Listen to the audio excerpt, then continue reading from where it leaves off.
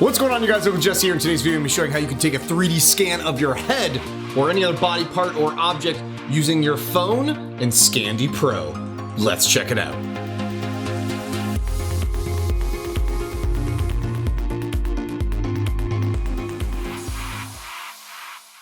Alright, so if you're familiar with my channel, you know that I'm a big fan of replica props and all sorts of nerdy things, and more specifically, 3D printing and making my own replica props. One of the challenges that comes with this, though, is when you have a 3D file, you need to be able to scale it to fit your body part that you're hoping to wear that on. A handful of months ago, I made a video about 3D calipers that you can run off and print that you can use to help better scale your props. However, I still want something that's a little bit easier to work with, and where this comes into play is having a 3D scan of my head. I mean, ideally, I would have a full body scan done.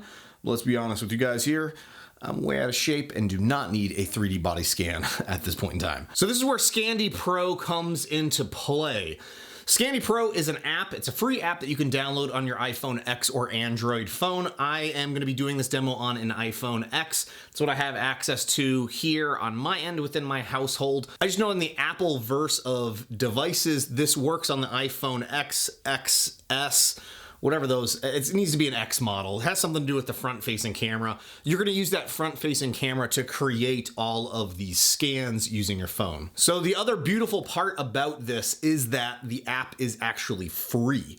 You can take up to 1 scan a day with the free version. There are paid versions of the app as well that has a subscription model out there. I believe it's something like $3 for a weekly unlimited number of scans that will be, it's a subscription service. So it'll be charged every week. I signed up for the $5, which gives me, it's $5 for the entire month, unlimited scans. I don't know if there's anything else involved with that. Maybe it's like if it's a higher resolution outputs. It wasn't entirely clear, to be honest, in the phone and the app itself, or even on their website. But I went in for you guys for that $5 version. Let me just state right now that this is no way affiliated with Scandy Pro or that business or these guys or girls, whoever were working on the apps. I found this on my own, wanted to share it with you guys as I think it might be a cool solution that I'm gonna test out with you guys right here. All right, and first things first, if you have a friend or a significant other that would be willing to assist you with doing a scan of your head or body part or whatever it is that you're trying to scan, let's hope it's your head, it's going to be a much easier task for you than what I'm attempting to do here. I'm going to jerry-rig a setup that I can sort of do a self-scan by moving my body around the camera or in front of the camera in a circular fashion. I'm an old, nerdy, lonely man. I have no friends that will help me with this.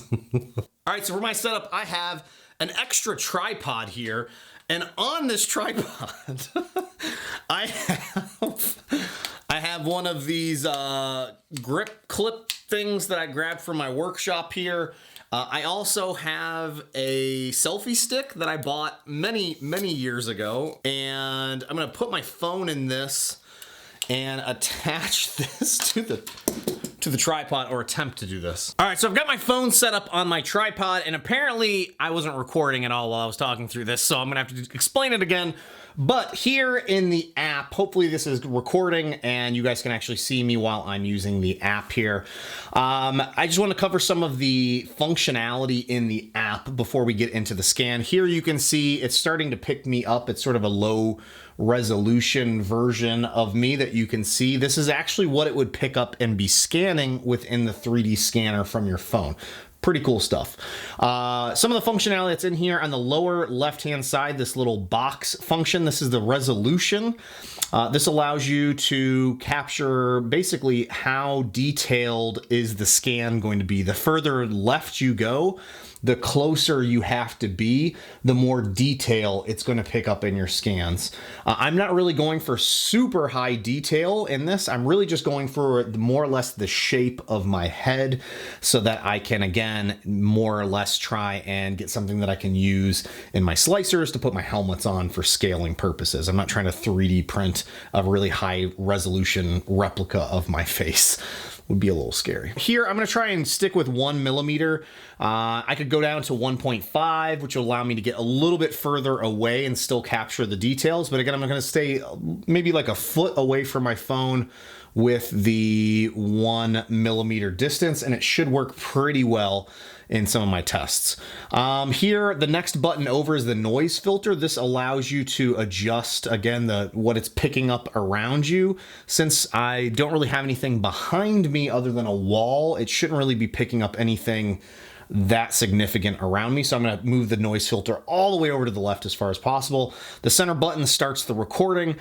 This little RGB band function here allows me to turn off, is it in color or is it grayscale? So here, this is kind of trippy, almost looks like a music video or something from the Matrix. Oh, I look like a doughboy. So this is going to show me the grayscale. Basically, it's picking up every single thing that it's going to be scanning when I'm using the app. Here, I'm going to flip that back just because it looks a little bit better here in the color version. This power button here, I honestly have no idea what this does. It doesn't seem to do anything. Again, this app is more or less free for you to try, or you can pay one of the subscriptions here to really test it out. In the top right-hand corner, you have a Wi-Fi function. That's not actually Wi-Fi. It allows you to, I guess it's as long as you're both on the same wireless network. If you download this app on another device within your same wireless network that you're connected to, you're able to mirror this display onto another device. This is really helpful when scanning using the front-facing camera. Especially if, for me, I'm going to be turning around, spinning around here, and I'm not able to see, am I in frame? Is it still scanning correctly? I'm able to use the mirroring function on another device here, another phone that we have in our house, and allow me to get better visibility to this. This is going to be the same thing. You're going to want something like this as well if you're having someone scan you instead, because again, it's using the front-facing camera. The person that's scanning you is not going to be able to see what they're scanning if they can't see the front face, because they can't see the front facing camera. Then we have some settings sections over here. There's like a very brief video tutorial. I can manage the subscription, notifications. I have no idea what manual color alignment is. There is an advanced preferences section here. I, again, don't know if this really does anything, any really big advantages. I really haven't tested those out. I haven't tried inviting anybody or anything like that just yet, but I really wanted to get into the scanning portion with you guys. So here I'm going to flip on the mirroring functionality here as well, and we'll start the scanning process. All right, so I've got my other phone mirroring my iPhone X here. One thing to call out is once you go into mirror mode, the phone that's actually doing the scanning you'll notice it looks really bad, but don't worry about that. It's still picking up really good quality scans as far as I can tell. So what I'm going to do is, again, I'm going to try and stay as close to center as I can, and I'm just going to spin around in a circle here. And I'm going to try my best to stay very still, so I'll probably try and speed this up for you guys that you're watching this video. It's probably already way too long. So here, let me hit play. Let me put a cheesy smile on my face. Fix my hair as well.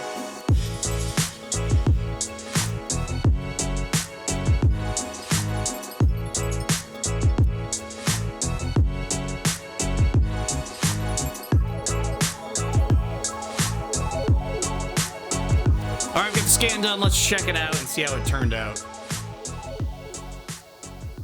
So, not exactly the best scan that I've done. That's kind of cool. Look at it. Picked up me holding the phone. I haven't seen that before. Obviously didn't scan underneath my chin there, but I've got a half decent, man, that's a goofy looking smile I've got on my face. Half decent scan. It kind of screwed up on my ears there. I'll probably end up doing another scan with you guys. There's a big huge hole in the top of my head because obviously I can't dip down too far, or else it's not going to pick up the scan or get misaligned. Anytime you saw it flash red, you'll actually hear your phone vibrate or feel your phone vibrate, and it'll flash red, letting you know that it's out of alignment and it's trying to find itself again. It's basically trying to reposition itself. So the better, the slower you can go and the more stable you can go with your scans, the higher quality it's going to actually stitch everything together for you. But all in all, pretty cool here. I'm going to say save scan. And it's going to save it to my listing here. And at any point in time, I can come back in here and review this, zoom in, and I'll come in here. There's some other tools in here in terms of rendering and the background if I want to edit this in terms of lighting, as well as in terms of editing this. So if I wanted to actually clean this file up, I have some ability to clean this up here. Again, I'll go into that in just a second. I'm going to attempt to do another scan here, so bear with me.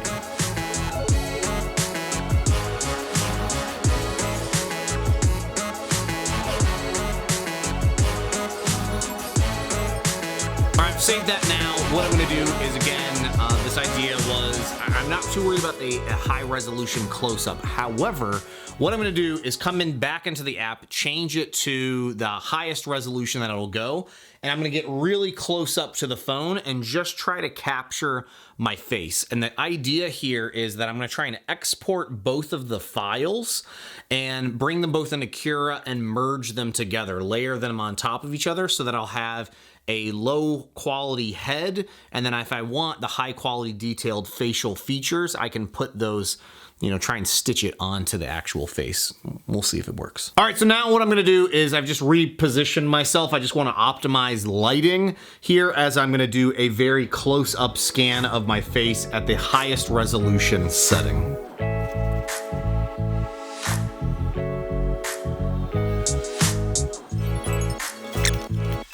Actually, I think that came out great. Absolutely great. All right, gonna save that. All right, so the next thing I wanted to show you is you can come into any of your scans and re-look at those. You can do all sorts of pinch to zoom. Check this out. You can scroll it around here. So it's a nice detailed scan. I can turn on different options here. So if I needed to go back to home, I can hit the home button. I can do the AR stuff, augmented reality stuff with this that I'll show in a second here. I can come in and adjust the color options here. So here is the regular color. Here's that grayscale monochrome look, which is pretty cool. If you click on the globe icon here, it'll show you all the meshes within this, which is I thought was very, very cool to see. There's like a ton there. So it's probably gonna be a highly detailed file. There's also this cool normal mode. Again, I'm not used to working with 3D files. I thought this just looked pretty wild and crazy and pretty cool. Flip it back to normal just so you guys can see that here. You also have some options here when it comes to editing the background. If you wanted to change the background colors here, you can do that as well. So here I can come in and change that to, let's say, super bright green. This was actually something they showed in one of their videos that I thought was pretty cool. I could do a green screen here of my scan.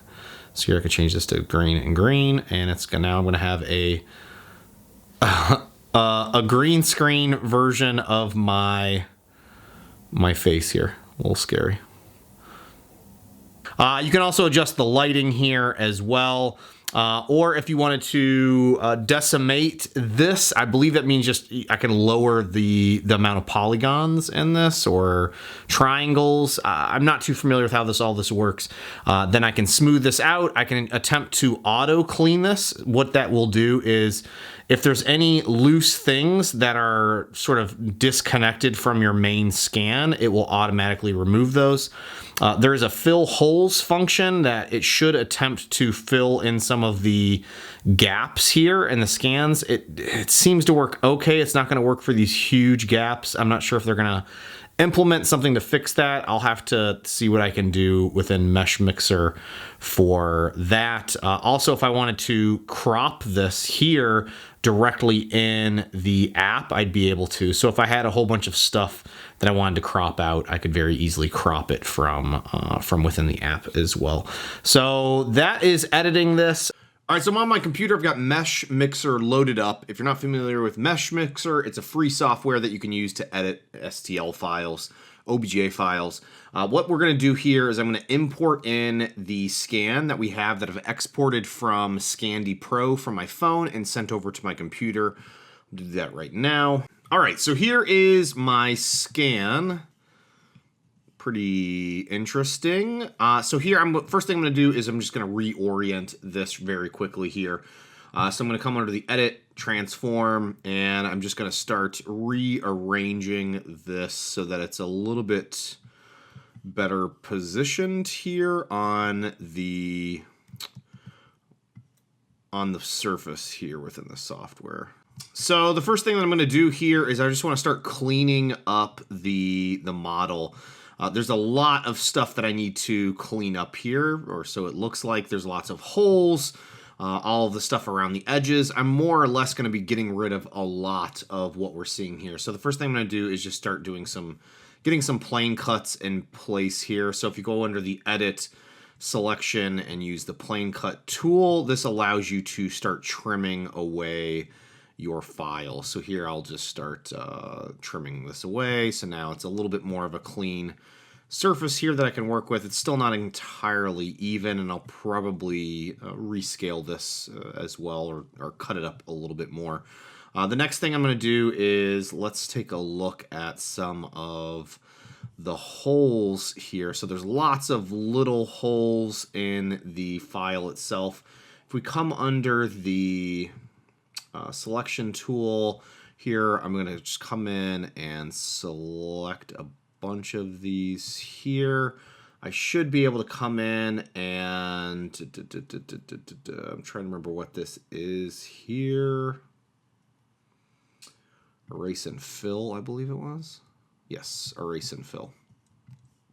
So again, I'm not really going for like the really high quality scan here. I'm more or less just going for something that I can use just to rescale models that I'm working with. So I don't really care how this looks, more or less, or that it's captured all the details of my hair or anything like that. I'm just really looking to clean this up a bit and get this to where I can actually print with it. All right, so now looking at underneath the chin area here, I'm going to start trying to clean this up. So again, I'm just going to go around selecting this whole area around the chin. I'm going to select it and attempt to do this erase and fill. If you get this little red bit like you see here, what I can say is I can come in here and say come in and click discard. It's going to completely delete that. I can then come in and reselect this now. So it's going to delete everything that I wasn't able to actually select, and then it will go in and fill this for me. And erase and fill. There we go. Looking a lot better. So I'm just going to continue doing this until I've got all of the holes filled in. I should also mention one quick tip that you could do is, so I've filled in a lot of the big holes here. What you can do is come under Analysis and do Inspector, and it will help find all of the errors in your file. And you can select Auto Repair, and it will fill some of those smaller holes. Again, this is going to be very high performance running on your computer, so give it a few minutes for this to run. All right, so I've got this cleaned up a little bit here. What I'm going to end up doing now is just really lopping off the shoulders. I really don't need the shoulders. Again, I'm just really looking for the head, primarily my neck and my head, for modeling helmets onto this. So here I'm going to just do some more plane cuts and get this to a place that I might like this. So here, where are those little tick marks? So there we go, 90 degrees. And let me get this to about... And so now we should be looking pretty good. What I want to do is just actually fill the entire cavity here. So here, let's do make solid. And it's going to attempt to actually fill in this entire void of what's inside the body there. And then I can then continue to do some plane cuts or extrude some of the model as well to make it larger or expand it in some areas. So there, you see it's attempted to fill it in as best it could, so it's looking decent. So I don't know why it attempts to reskin it for me, but sure, I will say that's looking good. And again, there's A lot of other mesh mixer tutorials. I'm not a mesh mixer wizard by any means. I barely know what I'm doing here as it is. So, you know, Maker's Muse is probably the go-to for a lot of these as well. So here, that's good. I've just rearranged this. I'm going to do some more plane cuts here to just continue to clean this up a bit. So here, that's looking like it'll be a lot better if I do this. I still have some weird stuff going on in this. That's okay. What I'll do is maybe do some angled cuts here. Looking much better. And there is my illustrious head. The other reason why I decided to do the little indented cuts there is basically what I want to be able to do is look at the model here, and I don't want anything wider than my ears on my particular model. And that's because I know the dimensions of my head from ear to ear by using my calipers. So my 3D printed calipers that I'll have a link to down in the description, you can print those for yourself and you can measure from, you know, one end of your ear to the other end of your ear and then line that up with a ruler and see what that measurement is. If you don't want to print those calipers, an easy way to do this is just take a ruler, stick it in the foot of a door and shove your head in between the door and the frame. Close the door, look at the ruler, see what the measurement is. I know mine is 6.7 inches. That comes out to 171.45 millimeters. So what I can do is look under transform and I can match this to be those exact dimensions. And it's going to scale things appropriately so that my head is the proper scale as it should be here. And so now I can save this. So what I can do right now is I can export this if I'd like. Here, before I do that, I should just run the analysis tool again. So it looks like there is just a few small issues. That's done and repaired. So I could, in theory, 3D print this. I could 3D print my own head if I wanted to. So here I can export this as an STL. And I can bring this into a slicer. The other thing that I wanted to do is try and map one of the high resolution images of my face onto this actual face. So let's try and do that right now as well. I'll probably just speed through this and skip to the end for you guys. All right, now here's my head that I've exported out of Mesh Mixer and now I've loaded into Simplify 3D. This is an STL file that I can now bring into any slicing software, and now I can use to actually scale helmet files before I run off and print them on a scan of my head. Very, very, very excited about this, and the proportions are accurate based on the scan from Procreate. Again, the quality of this isn't exactly high definition or anything like that. I also did map a more highly detailed version of my face onto the existing head model that I had in Mesh Mixer. I'm not sure if that's going to play into anything in terms of me just having better overall experience with this. However, it just looks a little bit nicer than what I had previously. All right, here is a helmet that I've loaded in from Colonius. This is a Magneto helmet that I've run off and printed.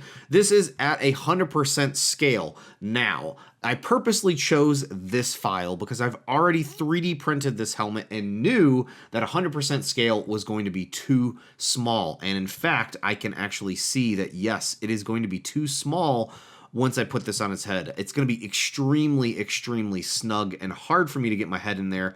And you can see my hair's sticking out the top there. Maybe I should have worn like a skull cap or something like this. What I can do is now, if I bump this up to 103%, oops, it'll help if I have the right file selected. I'm going to select this and bump this up to 103%. I can actually come in and see that, oh yes, this actually seems like it'll fit a little bit better. It'll probably be really nice and tight, but not too tight. Or I can bump this up to 105% and I'll have a little bit extra room when wearing this, and it might end up being a little bit more comfortable, and I can put some padding in there as well. But again, I wouldn't really be able to see this without having a scan of my head in place. Oh, and look at this, by the way, I got a haircut. I really hope this long and detailed video is gonna help some of you out there that are interested in creating your own replica props and creating a scan of your own head thanks to Scandy Pro and being able to edit that through Mesh Mixer. I'm gonna be sharing the STL file that I've created here over on Thingiverse, and I'll have a link down below for it for whatever reason if you wanna use that. I don't know why you would wanna print my head. I'm gonna be printing my own head, just a life-size version of that, just for the heck of it, because I think it would be pretty fun, and I'll be sharing it with you guys here in the next few days. And again, if you've stuck through and watched this entire video, thank you so much. It's much longer than most of my normal videos. So thank you for hanging in there, and hopefully it was something new and enjoyable, and you've learned something new. I know I did. I just want to say thanks again for watching, you guys, and I will see you next time. Bye now.